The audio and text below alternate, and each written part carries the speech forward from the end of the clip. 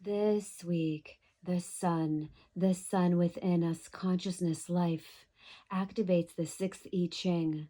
The transformational path of this frequency moves us from the shadow of conflict to the highest vibration of peace, and it's through the path of diplomacy. This sixth ICHING is really the great emotional master key, and after all, it contains the secret to peace. And peace is obviously this elusive grail that has been sought out by humans since the beginning of time, inner peace and outer peace. So, how do we find peace? This is the question, the central question of this transformational path. And there is a way, and it's the only way to peace. And it's the way of evolution. It's the very purpose of evolution. Because when you finally find peace, the evolution really ends. Evolution ends and being begins. So, this sixth transformational path is a big one. So, let's take a deep dive into conflict. So, what is conflict then? Where does it come from? The truth is, every shadow, all the 64 shadow frequencies, are rooted in a frequency of conflict.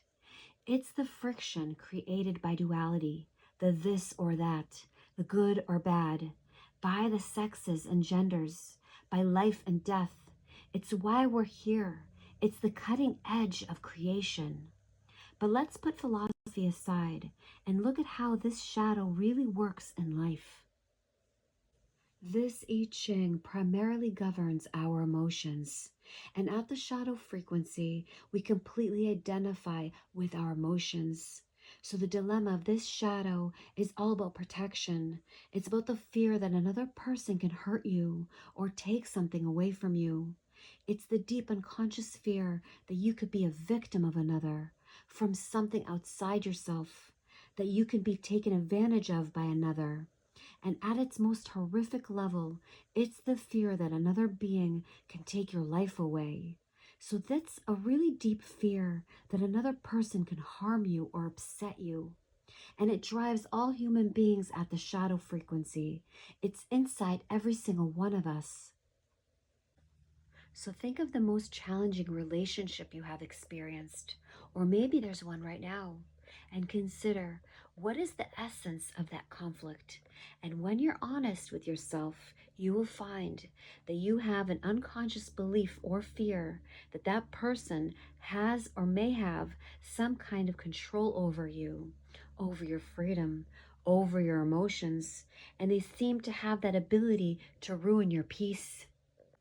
And so we believe, or are conditioned to believe, that we need to protect ourselves from that person. So we harden our heart and we make internal or external judgments about that person, or just avoid them altogether, or maybe even fight them. The bottom line, we don't like the part of ourselves that they seem to bring out. When we really look deeply and honestly into this, into these relationships, we see something else as well. We have an opportunity to see that this person is allowing us access to an inner conflict inside ourselves. And that conflict runs very, very deep. It's a conflict we have with our own unconscious fear. And this fear is in our DNA. It's part of our ancestral legacy, the older part of our brain. And it takes a big person to admit it, that they have a deep fear inside them. And once we begin to realize that these fears are inside and they're not outside, we start to break out of the patterns, the very patterns that are holding these relationships at the shadow frequency. And this is when we first begin to let go of our protection mechanism, the defense strategies that we learned in early childhood, and we become vulnerable again. We go into the wound and we feel it, we share it, we accept it, and we transform it. Every human being is actually very emotionally vulnerable until they drop their protective defenses. There is such a deep irony in that. Only when we drop them are we actually protected. The defenses form around our heart, and as long as our heart remains defended, guarded, and closed, we can't heal. So the hurt can't be felt or expressed, can't be let go of. So conflict is the raw material, the base material of our evolutionary journey. And it's where we need the most to focus our attention. That is why it's there. It's calling us, and we have to own it. So it's really important to look at these relationships around us, the ones where the deepest conflict is, because they hold gold dust. They contain the seed to our inner peace. So it's important to never shy away from them, but to find the courage to move towards them with an open heart and an open mind, and allow yourself to be vulnerable. And as wild as this may sound, allow yourself to be hurt, not physically, of course. But when the hurt comes, just own it, listen to it, feel the pain, the sensations, face the fear, and learn from it. Learn to parent yourself. The other person is not responsible for that. You are an adult. You look after your own heart. You bring your heart back to life. It's not that you have to keep putting yourself in the firing line, but you have to see that these relationships, these conflicts, these patterns, this karma is always here in the world, but they are where the transformation is occurring. So once you begin to heal yourself inwardly, then that relationship no longer has such a hold over you. In fact, its dynamic has no choice but to change, and the other person will begin to transform, or they move out of the life somehow in some way. So when you think of it, a huge amount of our energy is wasted on protection, on defense. Collectively, when we look at this shadow, it's extraordinary. We humans are obsessed with protecting ourselves from each other, and that is just the outer manifestation of our inner truth. We defend our principles, our opinions, our territory, our resources, our hearts, and from what are we defending them or protecting them? Conflict is propagated by our belief that another person or entity can take something away from us. And there's a radical teaching here, and when embraced, it will shatter the greatest illusion that we have, which is the illusion that there's anyone or anything outside ourselves in the first place. The sixth gift, the way to alchemize the shadow and raise the vibration, diplomacy. So the gift of diplomacy begins as soon as we're able to drop our defenses and open up our heart. And to be diplomatic in this sense, it has nothing to do with strategy. The heart is not strategic. It is, however, completely tactful, because it senses empathetically where another person's heart is and their degree of openness. So each gift, remember, carries a genius inside it, which is based in creativity of the heart. And people with the sixth gift, they really know how to commune with others. And I don't just mean communicate. They know how to commune. They understand defenses because they themselves were willing to be vulnerable and drop their defenses. They're actually the most vulnerable. The people of the sixth gift, they are right there with you. Their heart is open on their sleeve. They are feeling everything. And it's the ability to be with oneself, to take care of oneself internally, to be safe in the midst of fear. That is the hallmark of the sixth gift. You see, every one of these 64 shadows, like conflict, at the gift level is our ability to be at peace within the conflict, to be at home with conflict. And that is why we have it, so we can learn to be still within the shadow frequency, to see through it, which then affects all kinds of people with our transformation. And this is what happens when we no longer fear fear itself. Because it's only when we stop being a victim of fear, only when we stop allowing ourselves to be unconsciously manipulated by other people's fears, It's this internal ability to be responsible for ourselves that changes everything in life. It begins to open life up to a whole other frequency, a whole new dimension. And in this new dimension, the heart can breathe again, and love begins to pour through us. Every gift is really the junction for the force of evolution and involution. The evolution is moving from the shadow state upwards, and the involution is moving from the siddhi state, the highest vibration, downwards.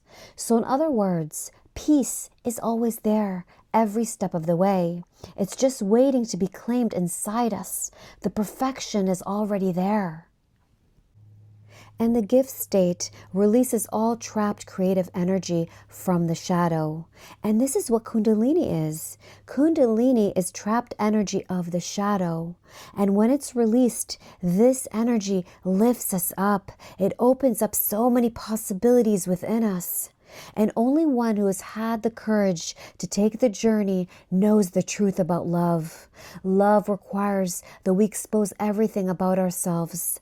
It requires that we open our hearts up to another, risking rejection, risking anger, risking whatever emotional energy life throws at us. But with diplomacy, we sense when to speak, when to listen, when to move, when to pause. So as you rise up on the wings of this gift, more and more people will come to you for this love, and you open more in them, and this opens up more inside you. So you can see that the people of this gift have the power to change the world. It's placed inside them. It's in fact in all of us. But those with this particular genius have a specific karmic task to create conditions of peace in the world. So it's through this gift that the borders will one day come down. The balance will return to human relationships. That people and nations will stop wasting their precious resources on maintaining the illusion of defending themselves. And it's through this sixth gift of diplomacy that the human race is really going to rediscover its true nature, which is kindness, friendship, trusting, and above all else, loving. We are loving beings. This is the path of evolution, to move through progressive periods of refinement. True alchemy can only happen inside the human being first. It is part of what it means to live as an embodiment of our higher purpose. When we begin to meet our shadows, and when we transform them into creative service, then we witness alchemy in action. And alchemy is a chain reaction. So the more the heart opens, the more heart-opening experiences occur, if you know what I mean. So life changes around us, shape shifts. It begins to draw the elements around you to further support more openings, and it invites synchronicities and miracles. There is a lot of magic in the sixth gift. The sixth siddhi, the highest vibration, peace. It's the ideal of world peace. But nowadays, there's this great deal of cynicism around world peace. There is this projection from the shadow that it's unattainable, that it's the domain of a dreamer, not a realist. And all these people who hold ceremonies, retreats, conferences for world peace, who meditate and pray for it, they appear to get nowhere, and war and conflict seem to be alive and growing.